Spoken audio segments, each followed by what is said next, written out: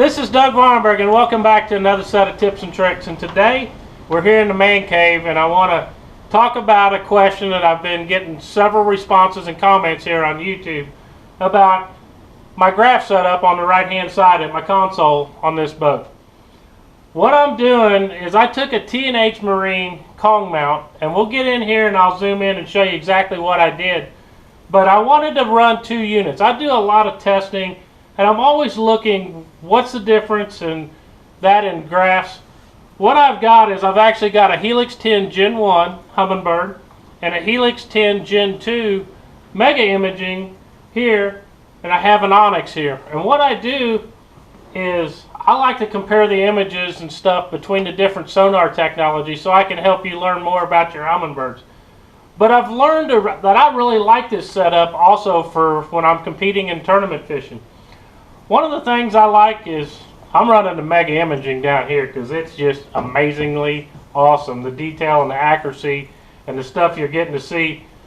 On here, I'm running down imaging. I have a separate down imaging element, and I can actually, with this being a chirp unit, this being a non-chirp unit, I can run them at the same time and get very little, if any, crosstalk at all. And then what I use at the console is I use my mapping. Mapping in front of me, I like it because I can watch the steer, watch the map, know exactly where I am. I have one side zoomed in, one side zoomed out. That way I know exactly where I'm going, how to get there, how much farther it is to catch that next biggin. And when I get there, I can put my DI and my Mega Imaging to use. We're going to jump in here, show you more about the Kong. We'll talk about the graphs more on the water. But hope this helps you. You can get creative with your different mounts. There's a lot of great products out there. I really like the products from T&H Marine. They're rock solid. They're investing in. They're not the cheapest mount out there, but when you put one on, you won't ever have to worry about it. Especially with your expensive electronics that you've got mounted on your boat. As you can see, we've got the Onyx with our mapping on there, our Mega Imaging down here, and our down imaging on the top unit. But what I have done is, if you can see here, I've extended a bar and another bar here and brought them forward off of the base and mounted the gimbal up above. I will disassemble this mount to show you exactly what it is and how I did it to make it easier for you. So what I'm going to do is I've got the units powered down. I can take the quick disconnects out, undo the two knobs, and we'll jump in here and I'll show you what it's all about.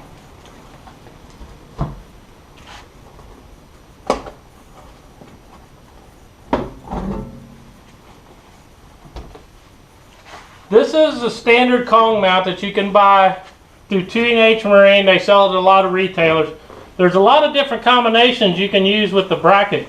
And I had another video that's showing how I was setting this bracket up. But I'm going to show you what I did to customize it to make it the double Kong. If you look here, I actually had some brackets. It's the in-dash mounting kit for a 1100 series. And I took that aluminum and I actually bolted it underneath of the Kong mount using the same bolts I did to mount the gimbal bracket that comes with their standard Helix. Then I came and I turned this gimbal mount upside down and mounted it to the brackets that I made. Extends it forward and back, able to use both of them on the same thing, and you can see that it's pretty dang rock solid. The cool thing with the Kong mount, to disassemble the Kong, just loosen that.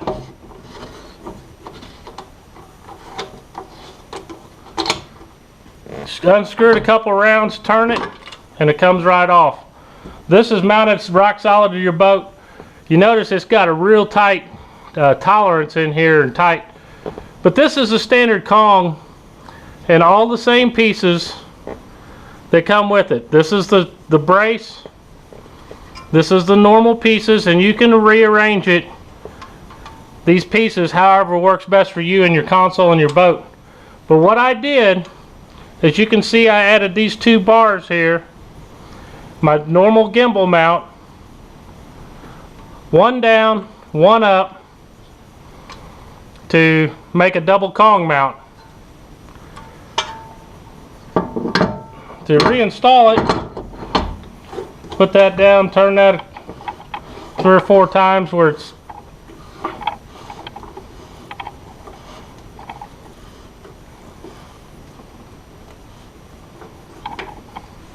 latch it, and it's on.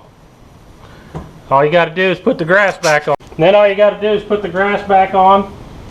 Got to make sure that's my G2 in. That one goes down here.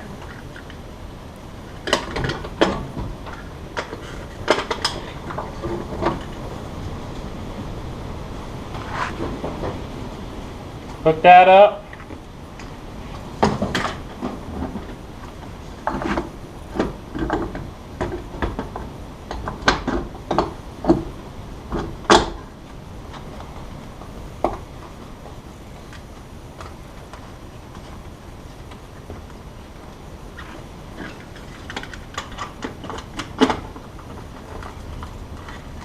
Actually, when I take it off for a night at the tournaments, I just take these off and undo this, take it inside. I can take 2 graphs in with me. It's fast, simple, and easy. It's a T&H Kong mount, and they are rock solid. If you damage that thing, you done something. Thank you for tuning in to another set of tips and tricks, and I hope that helped you learn a little more options on ways to mount your fishing electronics on your boat. There's no right way and there's no wrong way. It's just the way that works best for you. Check out the cool products from T&H Marine like the Kong mount, and they've also got some dash inserts and some bow panel inserts that you might want to check out too. Thank you, and tune in next time as we go more in depth about the great products that I'm fortunate to use. Enjoy your time on the water, and I hope they help you catch more fish. Thank you.